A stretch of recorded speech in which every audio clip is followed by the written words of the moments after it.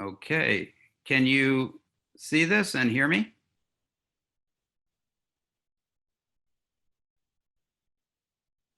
You're good in the classroom. Yeah, and you can hear me, no problem? Everything's okay. Yes. So thanks for inviting me to participate in this colloquium in freshwater science. It seems really interesting, and I was looking at the other talks, and that seems great as well. So we're going to talk about adaptive radiation of Lake Charr ecomorphs. So we're going to start with a definition of adaptive radiation, which I've taken from a number of sources, and I think it's kind of the most encompassing definition that we can come up with. So it's a diversification that is usually implied to be rapid, as opposed to normal types of evolution. And it's from an ancestral form to a new adaptively specialized form. And it's usually implied, again, this is subjective, but usually implied that it's many. And it's generally thought to occur in response to an expansion in environmental resources or a habitat. So a good example of this would be, say, a glaciation period, which is, I think, germane to the evolution of Lake Charr ecomorphs, where you have a glaciation period that produces a watershed system or lakes in which there are founder populations, and then they evolve within that area that's basically not very populated originally, and so they can radiate within it. So why Darwin's chars? This actually comes from John Jansen. We were just putting a placeholder on the talk for the colloquium, and he said, Darwin's chars, let's put it down. But it actually is totally germane and relevant to this. For those of you who don't know the story, but I'm sure you do if you know anything about biology, before Darwin wrote The Origin of the Species, for a number of years, he was going on expeditions to look at the fauna and flora of lots of different places in the world, but a lot of them were in South America. And he went to the Galapagos Islands, which is off of Ecuador. And he was documenting, like I said, fauna and flora of the Galapagos. But one of the things he saw were these finches, which are now referred to as Darwin's finches. And there were quite a large number of very similar looking finches, but they were very different in terms of mouth parts, and they're specialized in terms of feeding. But you notice as this goes and from a ancestral form or a single form in this dendrogram and branches out into many of these finches. What's kind of interesting here is that if you look at it, all of these finches have species names attached to them already. And in some cases, they're in the same genus. In some cases, they're in different genera. And I think this is kind of different, or it seems to me at least, it's kind of different than the situation that we have with these Lake Charr ecomorphs. So I think what's going on here is similar to this kind of adaptive radiation, where we have sort of adaptive radiation of a large number of different Lake Charr ecomorphs in the lakes. Okay, so historically, there were many species of Lake Charr in North America, and these are some of them that you'll see in the literature if you read literature from, say, the early 1800s, late 1700s. So this is why I say it's kind of different now. There are all these different species, and I have it superimposed on the Laurentian Great Lakes, but actually this is across the range of the North American range of Lake Charr. And in fact, there were many other forms probably that are there, probably that are still there, named a lot on the basis of morphometry or the coloration, redfin, yellowfin, blacks, grays, red trout, or on the habitats that they were associated with, like sands or mossy regions. But today, all the forms of Lake Charr are really under one genus species, and that's Salvelinus namaycush. And that's the reason why I say it's a little bit different than Darwin's finches. It's sort of going in a backwards direction. So morphotypes occur across what we call the Canadian Shield and the Laurentian Great Lakes. So if you look at this picture, these are some of the Canadian Shield lakes, Great Bear, Great Slave Lake. And then they're also present within the Laurentian Great Lakes. And they're actually present in many other lakes between them as well. But these particular lakes have been very well studied. And where the lakes are deep or shallow, and Great Bear and Great Slave and some of these lakes in the Laurentian Great Lakes that you're sitting on right now have deep and shallow areas. There are deep water in the shallow forms. So I want to digress for a minute, because one of the questions that was on the poster was how the word morphotype came to be. And so, well, when we first started working on this and a long time ago, these different forms were differentiated on the basis of morphometry. That is, differences in body form, shape, size, head size, eye size, fin size, etc. And so they were referred to as morphotypes as a result of that. But then we realized that these morphotypes also occupy different habitats. And for example, in this slide, we said deep water and shallow forms, there are different habitats, and there are many other ones. So they're also called ecotypes. So more recently, people are referring to these as ecomorphs because it takes into account the different habitats that they're in, and also the different morphometries that occur in them. And this is more frequently in the literature, though I think it's in one of the readings that I gave you on Eschenroder on the evolution of deep water forms. I think he used it, and it might be the first time that I saw it, and that was quite a bit ago. So that's the reason why they're called this. So what happened to the lake trout in the Laurentian Great Lakes? There was a collapse of Lake Charr in the Great Lakes. And it occurred in really all of them. It occurred in Lake Superior as well, though there were endemic species that are still present. And probably this occurred because of lampreys getting into the Welland Canal, into the Great Lakes system, and there was lamprey predation. There still is, but this is probably novel at the time. There was also a tremendous amount of commercial fisheries, and sort of the pressure of lamprey predation and commercial fishing really resulted in the eradication of Lake Charr in all the lower Great Lakes. It didn't go to the eradication of Lake Charr and Lake Superior, though there was still a reduction. So then there was a restoration, a rehabilitation of Lake Charr in these other lakes, and it included Lake Superior. So today there are Lake Charr in all of the Great Lakes, but they're not necessarily endemic. So today, the only endemic ecomorphs of Lake Charr are present in Lake Superior. And we recognize these 4 ecomorphs, which is a picture that was on your poster, of redfin, lean, siskowet, and humpers. But you have to be careful about this, because there are many other ecomorphs, I'm sure, in Lake Superior. And if you do sampling around complex habitats like Isle Royale National Park or Apostle Islands, you are struck with the differences in ecomorphs that are present. But these are the only ones that have actually been described in the literature. So today I'm going to really focus on siskowet and lean Lake Charr. It's not because I don't want to study these other ones, but the kinds of work that we did require a really long time to do them and a lot of resources. So I really focused on these 2. And from a management point of view, these are extremely important in Lake Superior as well. So as I said, there's morphometric or morphometry differences between lean and siskowet, shown on here, differences in the shape of the snout, fins. As a mistake there, it should be streamlined. Leans are more streamlined, and siskowets are deeper bodied. Things that you can't see in this slide is the fact that leans have very low body fat, as their name implies, leans, and siskowets have very high body fat. And when I say high, you'll see later on, I'll show some data on this, up to 60 to 70% of the muscle is a lipid. And siskowet is an Ojibwe term that means cooking your own grease or fat.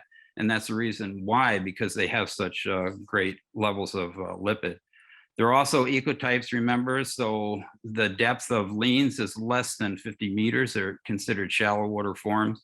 The siskowet is a deep water form, generally greater than 80 meters. It goes to the deepest part of Lake Superior.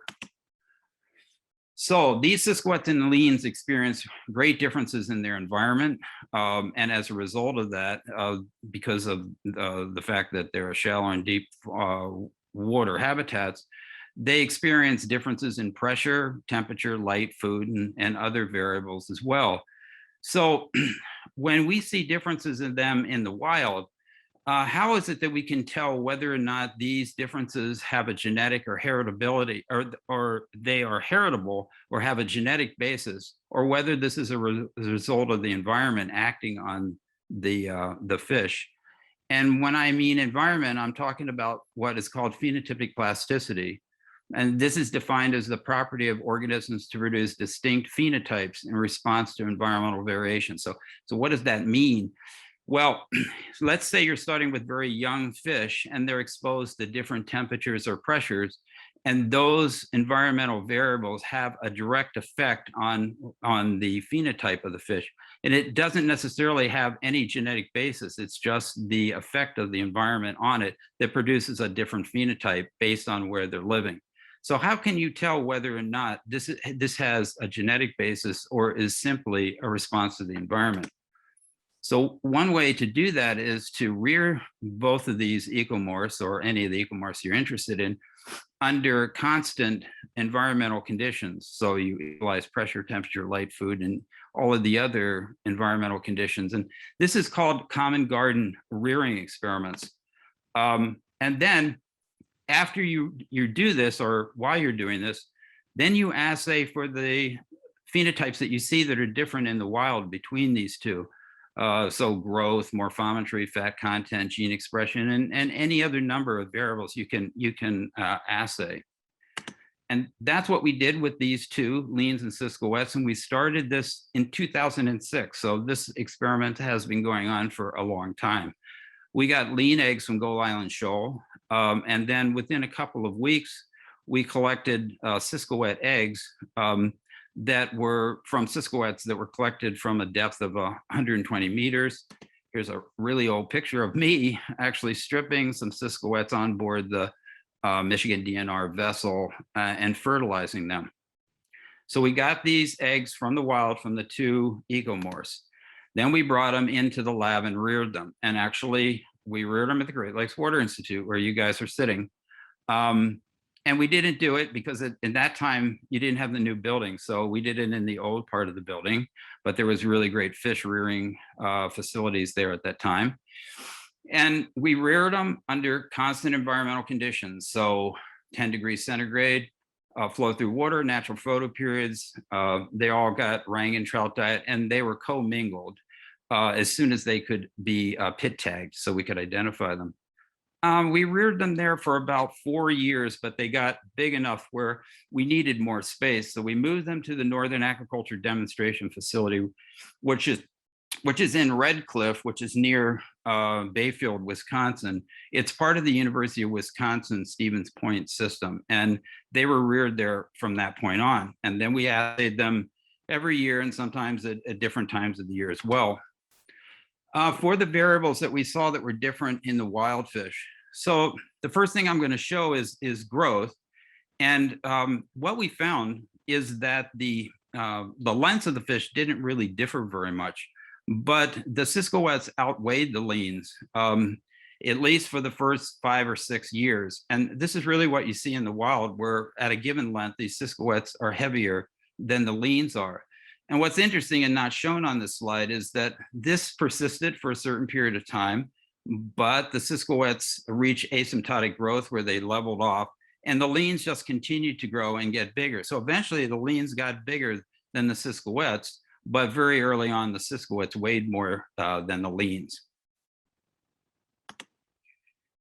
We also wanted to look at morphometry. So one way of looking at morphometry is through truss analysis. And truss analysis is where you have anatomical points that you project on pictures of the fish, and then you draw lines between those anatomical points and you measure them. And these 9 truss elements were the elements that Moore and Bronte found to be able to differentiate between lean and Ciscoettes in the wild. So we want to use them and see if we could differentiate between them in the lab. And the first year, you can see that 3 of these truss elements were significantly different. And by year 2, 6 of them were different. By year 3, all of them were different. So the morphometry of the fish was different as well in the lab. And this just gives you an idea what they looked at 3 years. Again, the leans are more streamlined, Ciscoettes are being deeper bellied. But again, you have to look at all those truss elements in order to really see the total morphometric differences. But perhaps the most interesting thing about all of this is the muscle lipid. So as I said before, leans have in the wild, leans have lower amount of lipid, siscoettes have higher amount of lipid. And that's shown on this graph on the left here. I've circled the siscoette values and the lean values are below that. So for the first 3 years, we measured using biochemical methods the lipid in the leans and siscoettes, and then we did it using a fat meter after that. And a fat meter is merely a microwave device that measures the amount of water in whatever it's placed on, and by inverse relationship, the amount you can determine the amount of lipid. And I think you can see that in every year, there was a significantly higher amount of lipid in siscoettes versus leans, no matter whether you're measuring it biochemically or with a fat meter. And the other thing to point out here that's interesting is that there's an ontogenetic change in the amount of lipid that you see. So in years 1 through 3, there's a continual increase in the absolute amount of lipid, which then plateaus off. That does that in the wild too. You can see in the very beginning over there on that left-hand side that it increases with size, but presumably size represents age as well.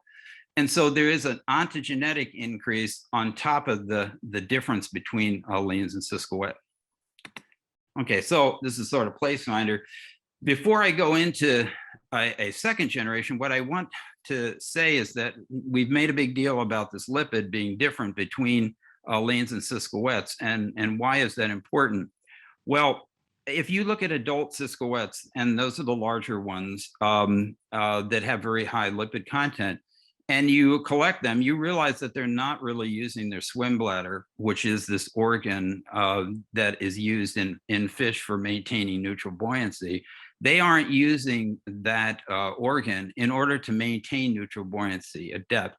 And so the idea is that the lipid that is present in the siscoette is being used in place of the swim bladder to maintain neutral buoyancy. And this gets a little more complicated, but it's actually there as well to be more efficient if the fish moves up and down in the water column. So there is a significant adaptation to having higher lipid levels in siscoettes.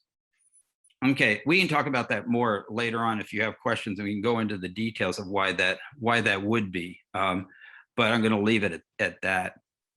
So at 5 years of age, all of them are ready to reproduce. And I was actually surprised at that. I thought that maybe siscoettes or one of the two would actually come up to be reproductively mature at a different age, but they were all reproductively mature. And so then we used the second generation. This is us doing the crosses of that. And we did at that time, all of the crosses, we were able to do all the crosses. That is the lean cross lean, siscoette cross siscoette, and then the reciprocal crosses where you take the eggs from the leans and cross it with the milk from the siscoette and vice versa. And we weren't able to do that in the original crossing because they were separated in time and space. So we really couldn't do that. So you might wonder why we're producing a second generation.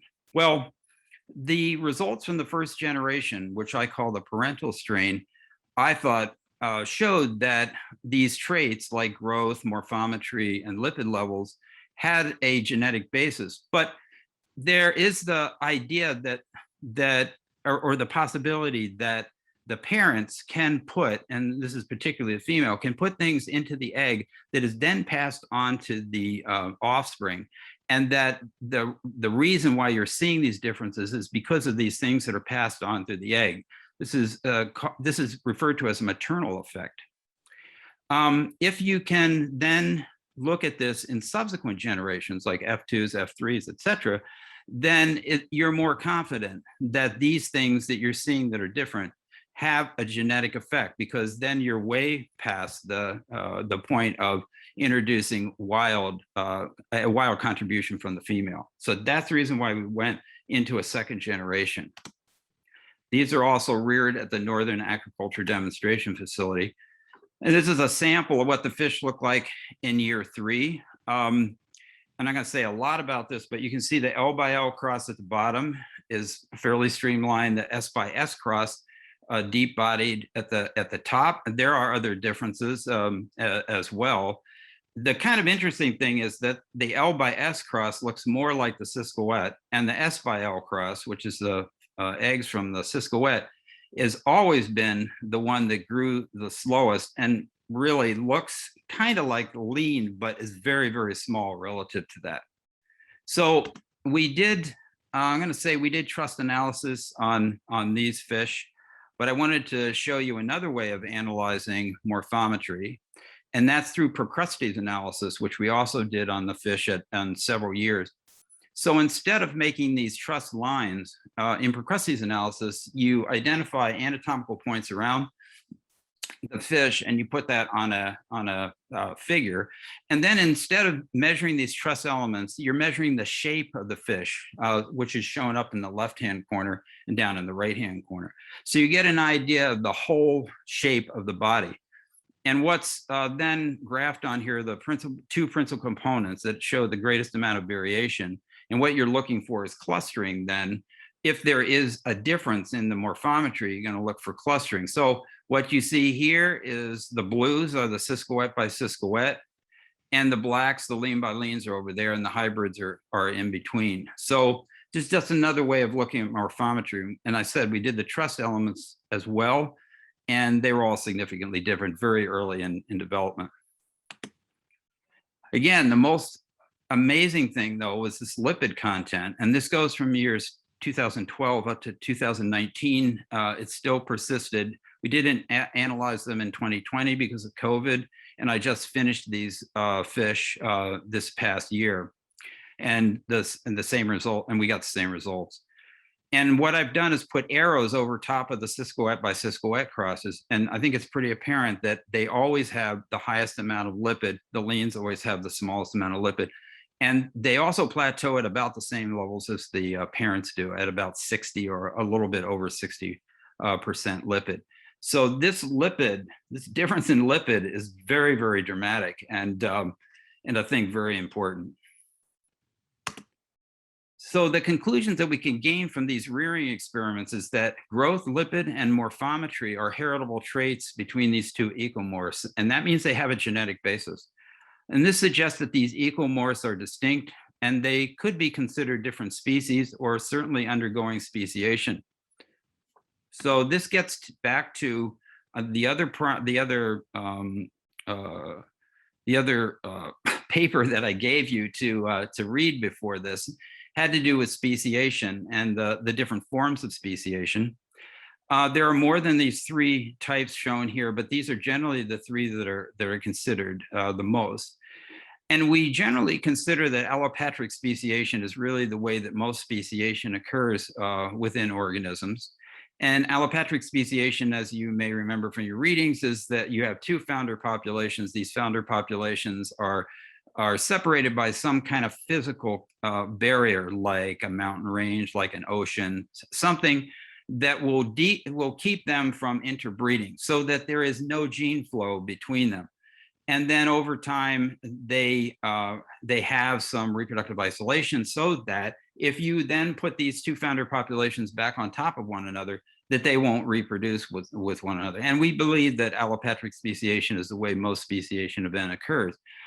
But we have a lot of situations where we have parapatry, where two founding populations or two populations are adherent on one edge, not overlapping, but adherent on one edge. And then we have sympatry, where they are totally overlapping.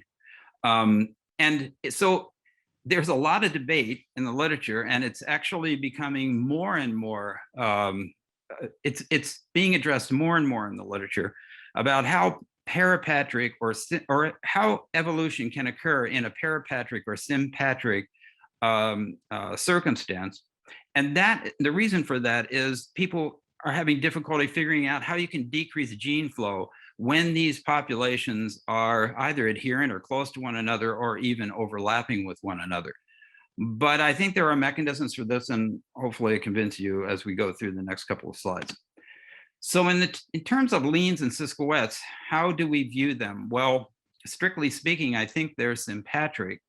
But that's from the point of view of them both being in Lake Superior and both being in the water of Lake Superior.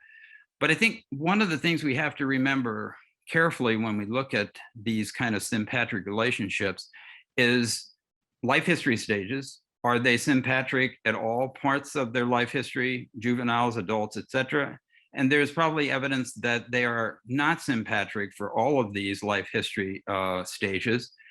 And also during reproduction, are they sympatric during the time of reproduction? And I think you'll see, or I hope you'll see, that I don't think that they're sympatric during all this time. And I want to bring out one other thing that I think is kind of important to envision. When we look at these maps and see pictures of Lake Superior or these other lakes, we're looking at things really in a planar way. All these pictures that I showed earlier, you're looking at it in really 2 dimensions, like geolocation. But these lakes all have 3 dimensions. They have depth associated with them too.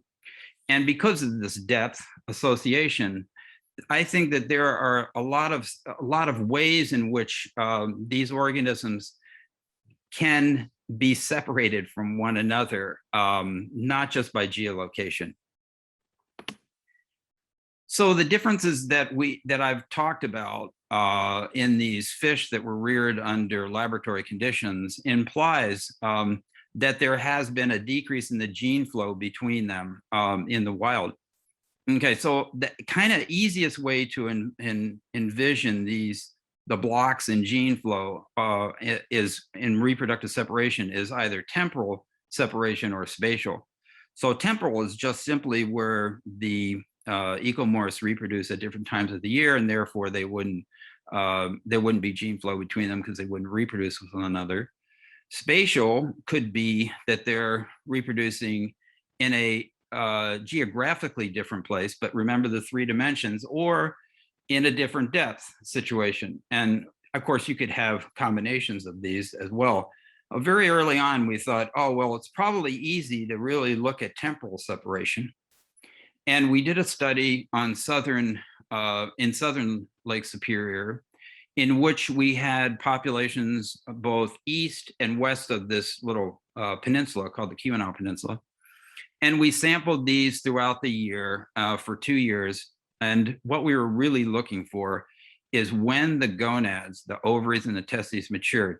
Now, we could have looked at spawning time, but we would have been able to do that for leans, but we would not be able to do that for Ciscoettes because, as you'll see in a minute, we didn't actually know when they spawned. So there are a lot of data here, but the kind of germane data for what we're trying to look at here in terms of temporal isolation is shown on this slide. So this graph is of Gonadosomatic Index versus time. The Gonadosomatic Index is a ratio of the gonad weight to body weight. So it's the gonad weight's in the numerator. And so you can envision that when the ovary gets bigger and the testes get bigger, when they're getting ready to reproduce, then that Gonadosomatic Index increases. And you have females at the top, you have males at the bottom, you have them east or west of the Keweenaw, and I think it's apparent that from August to October is when they mature their gonad. So they're probably reproducing all at the same time in the fall. Now, that doesn't mean they're spawning exactly at the same time, but they're definitely capable of reproduction in the fall and could therefore theoretically interbreed. But people have also indicated that in certain places in Lake Superior, particularly Apostle Islands and up in Isle Royale in the northern part, that there may be alternative spawning times, and that we actually just looked at populations that were in the south that didn't exhibit this. So we did another study, and we characterized the reproductive maturational cycle of these lake trout ecomorphs at around Isle Royale.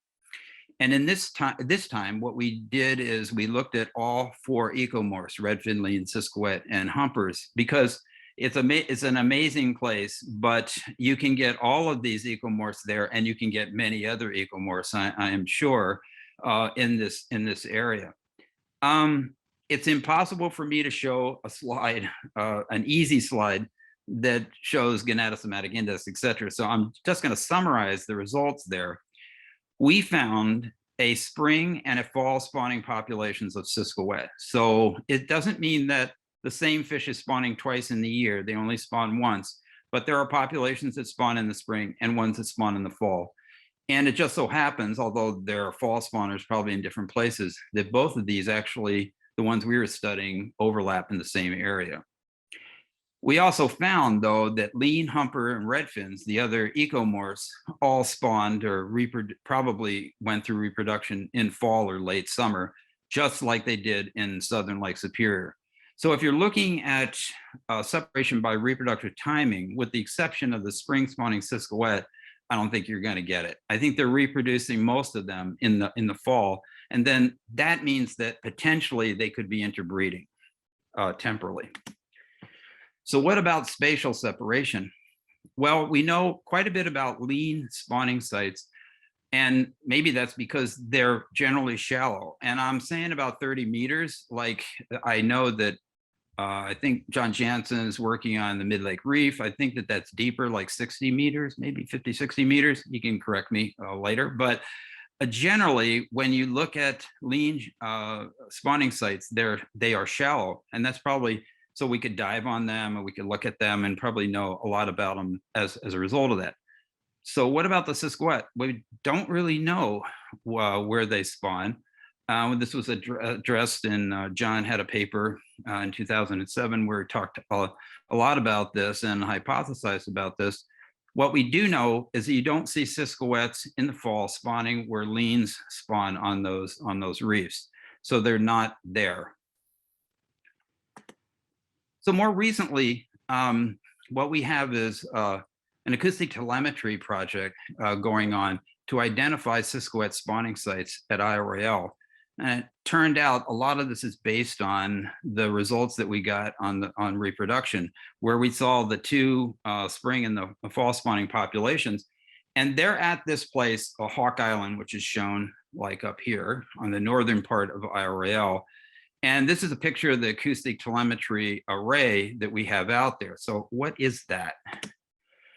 So in telemetry, an acoustic telemetry array, the way this works is that there are a series of receivers. There are these black canisters here that are anchored to the bottom. And these go all the way, in this case, all the way from deep, like 150 meters, to shallow, about 30 meters. And then you tag fish with these acoustic tags. And so this fish has got an acoustic tag in it.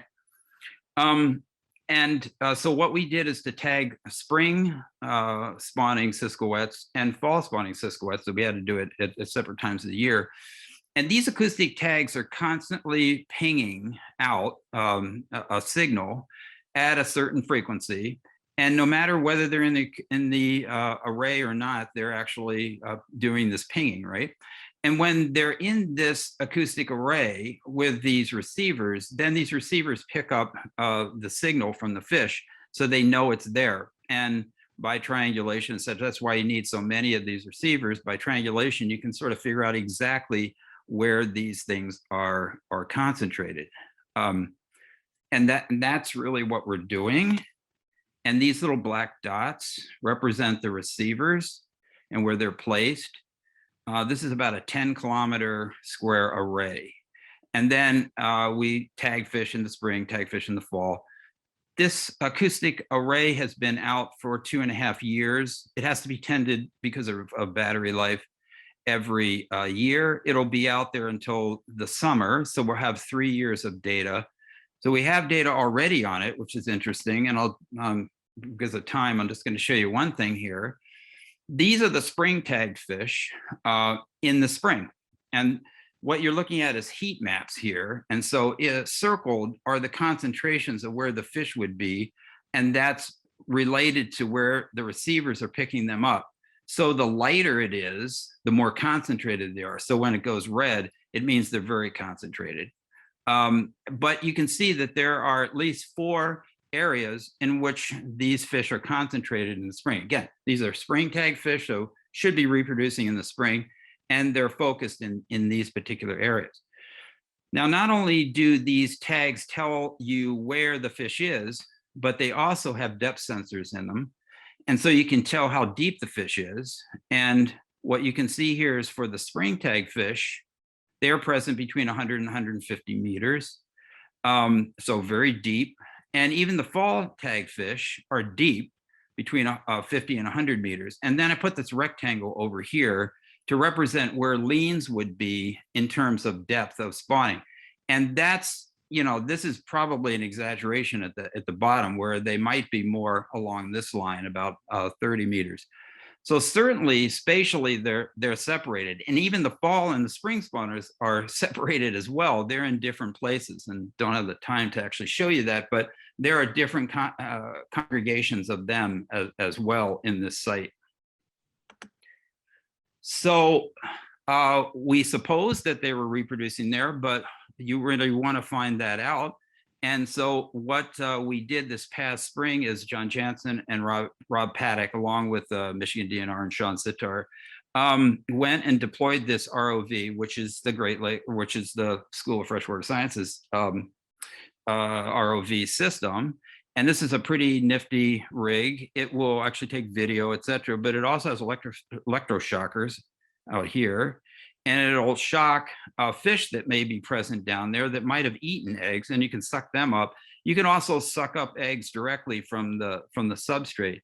So it does a lot of different things, and it's there to confirm that actual reproduction occurred at that time. So John has video of it. Maybe he showed that when he was introducing this topic to you, but I've taken some frames from it, going from 145 meters up to 121 meters at the most concentrated site that I showed on a couple of slides earlier. And you can see a deeper and shallower, it's clay and it's smooth, but at a certain site about 136 meters, you see cobble, which is small rocks or boulders, that is very similar to the spawning site that you see with leans. So theoretically, what is thought to be a spawning area. And then John sucked this area with the ROV, or Robin, he did that. And they also were sucking up potential predators of eggs in that area. So this shows the results of this, the material that was sucked up in that area. And there are eggs circled by red here that were obtained from that cobble.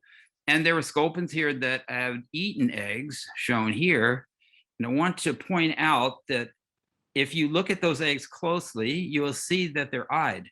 There's 2 black dots on each one of those eggs right there. And that means that those eggs had to have been laid or spawned about a month earlier.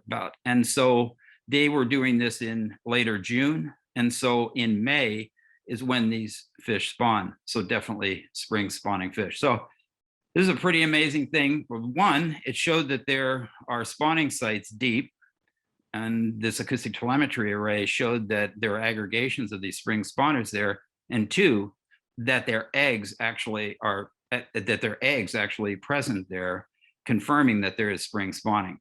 And that's kind of an amazing thing as well.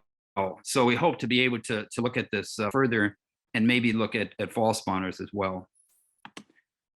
So a few concluding remarks here. I think that lake trout ecomorphs exhibit phenotypic differences that are definitely heritable and therefore have a genetic basis.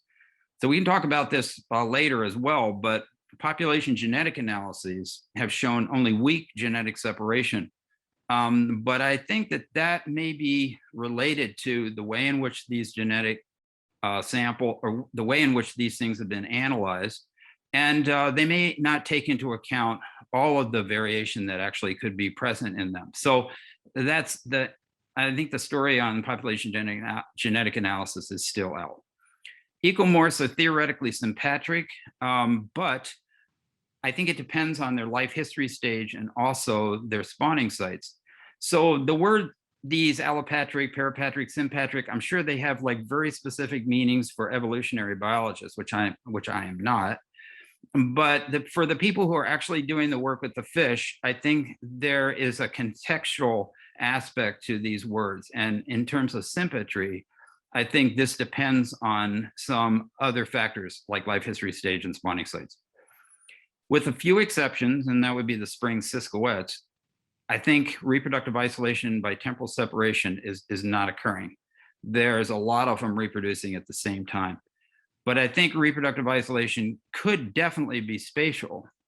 But if you start thinking about this, it means that there has to be very strong spawning site fidelity going on in these fish. There's a lot of fish spawning at a lot of different places. These fish live for a long time. They reproduce almost every year. Some of these do not reproduce every year. Some skip spawning, but in their lifetime, they will reproduce a lot. And if they are straying from these spawning sites, there's going to be a lot of gene flow, and this is going to break down any of these phenotypic differences that you see. So this is an area where I think it's going to be pretty interesting to actually find out how there is this spawning site fidelity, because I think that that's important. With that, I'm going to shut up, and so you can ask questions and go through the questions on the poster. And I'd like to end by acknowledging and thanking all the collaborators on these studies, and probably more that I've left out. But these studies have been going on for a long time, and they take lots of people, and it's been a joint effort, but a really long effort. A lot of technical support. We always use the Michigan DNR research vessel, which is the Lake Charr, and so I thank them, the captains and the research assistants on them. A lot of state and federal a lot of state and federal agencies involved in this program, particularly IRL is involved in this. And we have had very good funding from the Great Lakes Fisheries Commission. I really thank them very much. And some funding also from the U.S. Fish and Wildlife Restoration. In fact, the first year, I think, was 2010. The first year that grant program started, they funded the work on the NADF fish, really on the second generation, and a lot of that started with that. So it's a significant thing in my mind. And so, thanks. Well, and I'll open it up for questions, or however you want to do this. Questions on the poster. Yeah, so for the questions on the poster, we'll have students come up and ask their question that they wrote on the poster. That's So good. I can start off with mine. My question was, why are these trouts considered morphs, and where is the line between, at what point will we say that they are species rather than different morphs, different species? Yeah. That's a good question. I did a lot of thinking on that, but I think that what we're in is a period where people are really trying to figure out, are these species, are these different species? And for many of the organisms that have ecomorphs, so this is like Charr, not the only ones that have these ecomorphs. There's lots of other fish or lots of other animals that have ecomorphs as well. In some cases, they're referred to as different species, but in many cases, they're not. So there is not a real strict line between these differences, whether they be morphometry or these other kinds of things that we're using to indicate differences. There isn't a strict line that says when these things become different species. I think there are some other questions related to this as well, which is something I think everyone should probably think about, and that is, what is a species? Okay, so there's this biological species concept. There's tons of species concepts, and I'm not an expert on this, but there is traditionally been this biological species concept that revolves around reproductive isolation or separation. So it is, defined as a group of interbreeding organisms. That's one of those groups that doesn't reproduce with other reproductively isolated groups. And I think that probably that one is the easiest to delineate, or at least it's easier for us to really conceive of that as having a delineation. These organisms cannot reproduce with one another because, one, they reproduce at different times, they reproduce in different places, they have some disability to actually reproduce. That is, there is some problem from a secondary sex characteristic, or in birds, they don't have the vocalization to attract mates, etc. Those kinds of things. It doesn't necessarily mean that they couldn't reproduce if they were put together, if they did it artificially. It's that there is some separation that doesn't allow them to reproduce. That said, there are a lot of other ways of looking at species, like you said, morphometric, but it's usually called phylogenetic. There is a genomic way of looking at it. And in all of these cases, there, in my mind at least, and I look at this all the time, or I try to understand this, there doesn't seem to be any clear delineation that says, okay, these organisms have to have 90%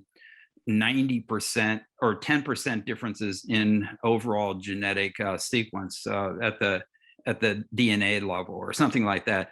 There isn't any consensus for that. And what I've been reading, at least more recently, is that people favor a multi-pronged approach where they look at genomics, they look at reproduction, they look at morphometry, and then they make a judgment as to whether or not they should be referred to as different species. But obviously, you can see there could be problems if you can't actually figure out something about the reproduction of those organisms. Then you lose one of these aspects that you're using for delineating them. So I sort of skirted that question, but I don't think there's any clear-cut answer to that. And that's also the kind of, I'm not going to say disappointing, but confusing circumstance, because all of a sudden you will then start to see somebody who has gone through some expedition and discovered some species, some new species. Well, what are they basing that on? Are they basing that on genomics? Probably not reproductive isolation, because they don't know that much about it. Or they're probably basing it on morphometry. So it's a little bit arbitrary in my mind. And, you know, I certainly would like to learn more about it as well.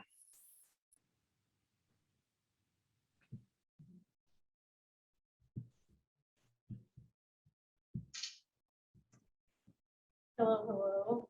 My name is Kiara. Kind of touched on my question a little bit. Mine was, how does one account for genetic mutations and anomalies in a species? And where's the cutoff for different species and the amount of mutations they have? Yeah, I mean, the mutations are the drivers for selection, right? Or one of the drivers for selection. And you know, I'm not really sure, like, I totally understand what you mean about genetic anomalies, other than when, you know, you have a certain amount of variation or possible genetic variation within a population. The more genetic variation you have in a population, probably the greater it is that you could have some natural selection or evolutionary event occurring.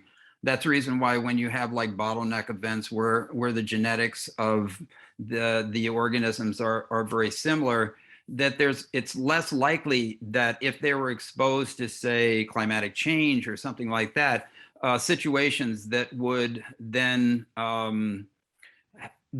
require some difference or some evolution of that species, that because they don't have this genetic variation already, then it's very difficult for them to respond in kind of a natural selection way.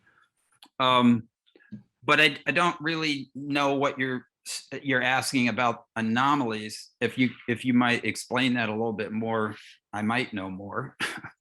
Well, that was just a broader term to go with the mutations. Sure.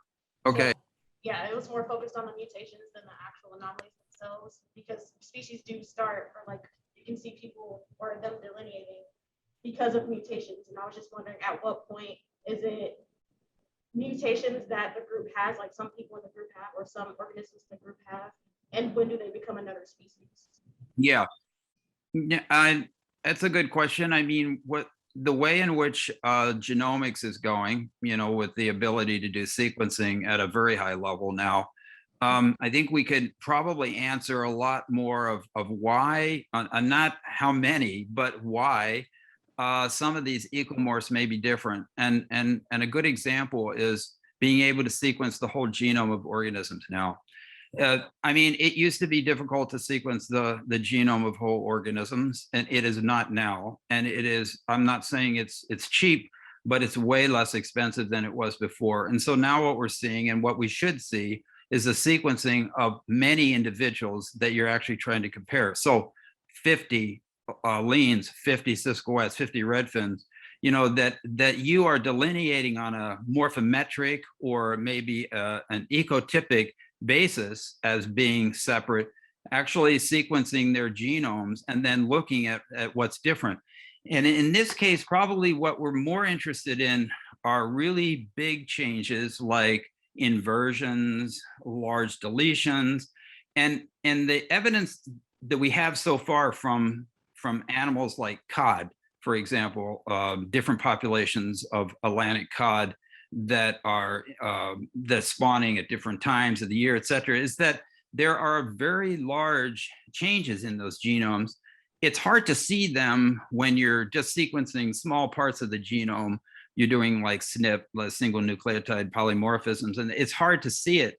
But when you're sequencing very large parts of the genome, like the whole genome, then it's a lot easier to actually see those kinds of differences, and then to focus in on those areas to see, you know, what is underlying the differences between these ecomorphs. And I'm not saying that that's going to tell you how many of these mutations or differences you need, but it will give you an idea of really what's going on between them. We've started doing that, and actually with these NADF fish, that's what we were doing. And it seems like a lot of the traits that we're looking at, like growth, even lipid, are probably very polygenic, have a lot of genes involved in them. So maybe it is areas of the gene, or maybe it is areas of the genome where a large number of these genes that function similarly, like in lipid metabolism, et cetera, are really rearranged, or there is a big difference in them. And that's sort of what we're thinking. That's sort of what we're thinking now. And that's the way we'd actually like to proceed.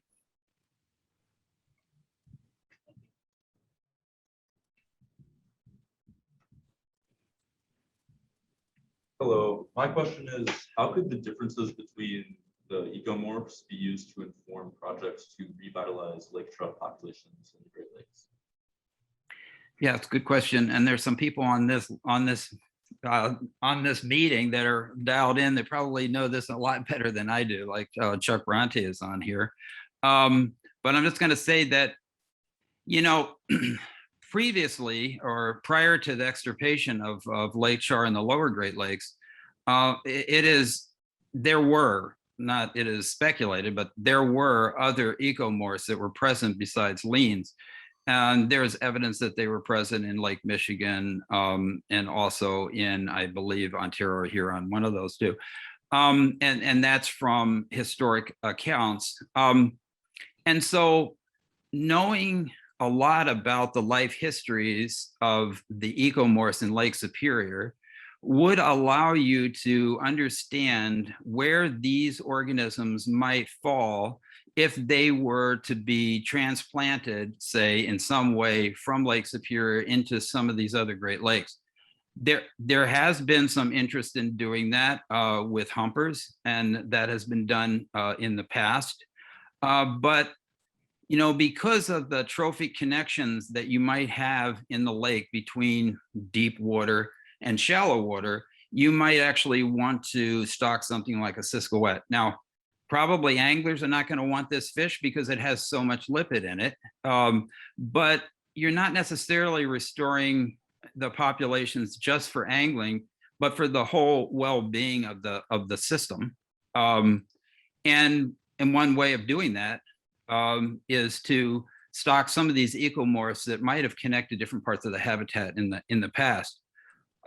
Maybe Chuck, you want to say anything? I think you've done a good job with it. I mean, there has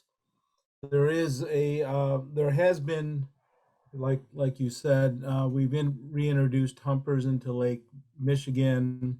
They've been attempted in Lake Erie, And now New York DEC has requested humpers for Lake Ontario. So people are exploring the use of alternative ecomorphotypes other than lean lake trout. You know, we've suggested that deep water Ciscoette be introduced into Lake Michigan, but you know, the managers basically, you know, they're very hesitant to put resources into a deep water species that may not be angler preferred. So, and you got to understand there are competing interests with what you stock into the rest of the Great Lakes. I mean, Lake Superior, I mean, you're pretty much stuck with lake trout. And I mean, we've tried Pacific salmon. You know, the you know they provide some fisheries there, but you know, on the lower lakes, the options are much more varied and have produced multi-billion-dollar fisheries. So you know there are economics, there's other interests there, so that's what's pretty much limited the use of the other ecomorphotypes in the lower lakes. Chuck, here's something that we've discussed, or it's something that we've been toying with, and it is okay. So the redfin, it's a more newly described one, but obviously it's been there for quite some time. This ecomorph seems to be like we've done a lot of satellite tagging. It seems to be similar to leans, but a little bit deeper, but have the similar habitat. But based on what we've done, it is super lean as a fish, and it gets very large from some of these offshore shoals in Lake Superior. You can see, you know, just phenomenal pictures from anglers catching these. What about stocking something like that in the lower Great Lakes? Well, I think that's a that's a good option. There's certainly a very spectacularly looking. I mean, it's very robust looking, Yeah. and if it behaves anywhere like it looks on a line, I think it would be spectacular. However, you know, there are some limitations on, you know, things like, well, do we know where we can get enough gametes to develop a brood stock? Is there interest by the fishery managers who actually, you know, push the buttons on this? Certainly, of all the alternative ecomorphotypes that we know about, I think that would probably have the best chance of acceptance. But again, it has never come up in conversation on the lower lakes. Okay, thanks. And in addressing this question by the student, and your point, Chuck, is super important. Can we identify where they reproduce? And can we, you know, identify those areas where you could get sufficient number of gametes to start broodstocks, or if you were not going to use broodstocks and you were just going to raise them and then stock them immediately out, do you have the ability to be able to get those gametes? So, you know, I'm plugging the work that we do for other ecomorphs as well, like this life history studies and the reproductive life history studies. All of those things go to defining what those ecomorphs really are, and then also where you can find them reproducing. And so that's kind of what we've always been interested in doing. My experience has been with redfins is most recently we were out on Superior Shoal, which is in Canadian waters of Lake Superior, 50 miles from anywhere to tie a boat up.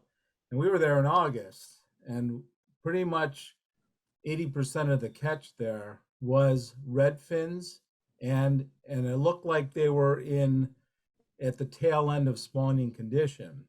Mhm. So that was the first time I'd seen that many redfins in one spot. And again, a non-traditional time for lake trout, Yeah. August. You know, I mean, I think what's going on in some of these areas like Isle Royale or even Superior Shoal, you know, it's a big lake. There's a lot of things happening. If you review Sweeney's paper from the 1880s, whenever he published that on the Ciscoette, I mean, he said, based on his interviews with commercial fishermen, Ciscoettes spawn all year long. Well, if you think about the connect the dots that you and I and others and have put together, I can see people having that opinion. Yeah, yeah, Without a doubt. It's yeah. Yeah, I'm going to say that even at Hawk Island, there is a possibility that's happening, but there are some ecomorphs that are like, or some Ciscoid ecomorphs now that we're going to call them these spring spawners that are more delineated. Because when you look at, I didn't show this data, but when you look at when they come in and leave that site, it's very, very specific. Yeah. Whereas some of the other ones may not. And I'd just say that in the process of doing this work, we actually saw a redfin site on Hawk Island as well. sure. I mean, they're all spawning in that area, and they were spawning really in the fall, like Yeah. like where the Ciscoettes were. None of that surprises me. Yeah, You know, if you look at Isle Royal, there's that big bay called Ciscoette Bay. right. And then you go back into the Hudson Bay records, and that was a place where the indigenous peoples from Thunder Bay, what we call Thunder Bay now, came down and set up camp there in June to catch Ciscoettes that were likely aggregating there to spawn. And it wasn't for food, it was to render fat for lubrication that Mhm. they used and sold to the voyageurs. I mean, there's all kinds of anecdotal accounts that suggest that these animals did a lot of things at a lot of different times. And, you know, when we were sitting for those redfins out at Superior Shoal, so we were anchored out, spending the night on the reef in August. And Andrew Muir and I were smoking a cigar on the bow of the kayak, and we can see our set, you know, our gillnet set. I said, so Andrew, do you think we're missing anything? And here's this large expanse of water that we can't see any shoreline, and we got this little itty bitty net out there. Yeah, I yeah, mean, you know, there's more we don't know than we do know. yeah. That's true. But Our- I must say, this is a great presentation you put together on your years of working on these animals, and I think it's fabulous. Thanks. All right, I So- think we're gonna take just one more question here so that we can get things wrapped up on time. So do any of our last couple students want to ask? Do we have anything from the audience? All right, we have a student coming up. So we'll take his question and then I think we'll wrap it up to get everyone out of here on time. Hi, my name's Andrew. I'm a PSM student here at SFS. Kind of deal more with policy and regulation is my focus. I had the last question on the poster. Can we expect to see any increases or maybe even decreases of the frequency of this morphing process due to any of the anthropogenic alterations we've done to our surface waters? Or do we have any predictions or educated guesses on where this might lead? Yeah, I don't know exactly. I mean, there have been, you know, in the case of Lake Superior, since it is, I'm going to say, probably more restricted in terms of the changes in temperature. I mean, it's a very cold lake, and so climatic changes, I'm not saying they wouldn't affect it, but they definitely would have to be extensive in order to do that. However, we know that if there were changes, say, in the surface water temperatures, that they might change the distribution of fish at certain times. Certainly at certain times of the year. I'm gonna show this just as a last thing because I think it's interesting. These fish, and this is a sable fish from the Pacific Ocean, but this is a lake trout with what's called a pop-up satellite archival tag, which gathers data in this archival part.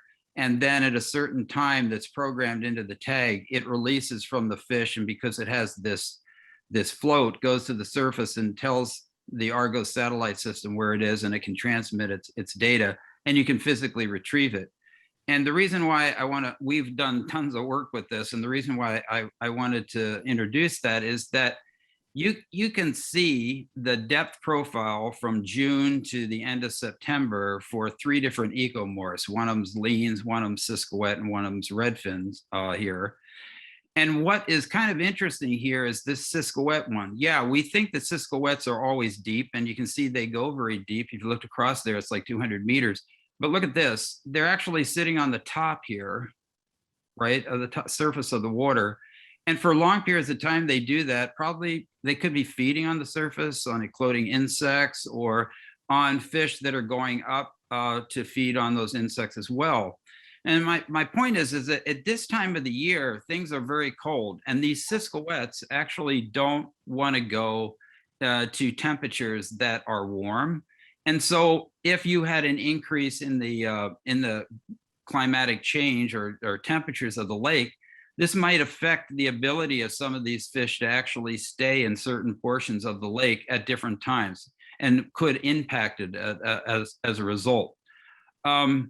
So the answer to your question is, I think that you can have anthropogenic or anthropomorphic effects on the climate or the actual environmental parameters of some of these lakes that could then influence the life history or the distribution of them. Whether that's going to change the some speciation or increase the number of ecomorphs, et cetera, I don't know. But it certainly could impact the ecomorphs that are already present there. All right, well, thank you so much for your presentation. That was super interesting, and we were really happy to have you here in Colloquium. So with that, I think we will wrap things up. Great. Thanks very much. Great job. All right. See you guys. Right.